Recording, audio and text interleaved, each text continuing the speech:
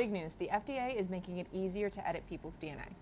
Let's talk about it. So historically, FDA approval for new medicine has involved multiple phases of clinical trials. There's multiple ways to do these trials involving healthy volunteers, placebos, patients, etc., but the gist is that you are doing multiple rounds of very thorough testing on as many people as possible. But DNA editing isn't like traditional medicine. In most cases, you're not making a generic drug that can be broadly applied to most, if not all, patients with a specific illness. Instead, you're designing a custom molecule called a guide RNA that precisely matches the mutation in an individual patient's DNA sequence down to the letter. So genetic diseases are typically characterized at the level of the gene, but genes are made up of thousands of individual DNA building blocks, and a mutation of any one of those could potentially give you the disease. So oftentimes, hundreds of people with the same genetic disease can each carry a unique mutation, which means that each of them would need a unique guide RNA. And doing hundreds of simultaneous multi-phase clinical trials on one disease is just not really feasible, especially on rare diseases where only a handful of patients have each mutation. So the FDA has introduced what is called the plausible mechanism pathway. It works on 5 basic principles. First is diagnosis. So instead of taking a cluster of symptoms and trying to figure out which diagnosis best explains all of them,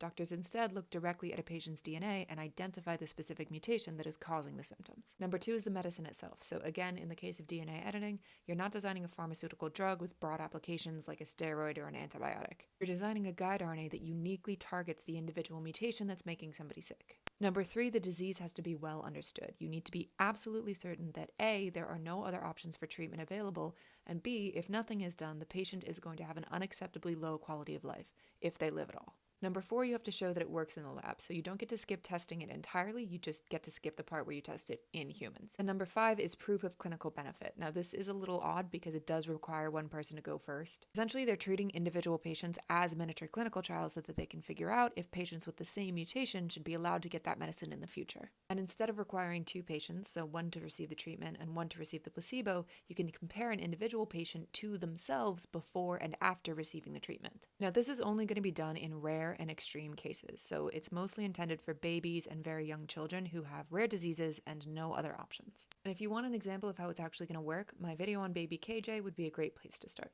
Researchers like me who are studying the use of DNA editing in medicine have been hoping for years that something like this would happen. And I am so grateful to the researchers, the medical professionals, the policymakers, and especially the patients and carers who have put in the hard work to make this a reality.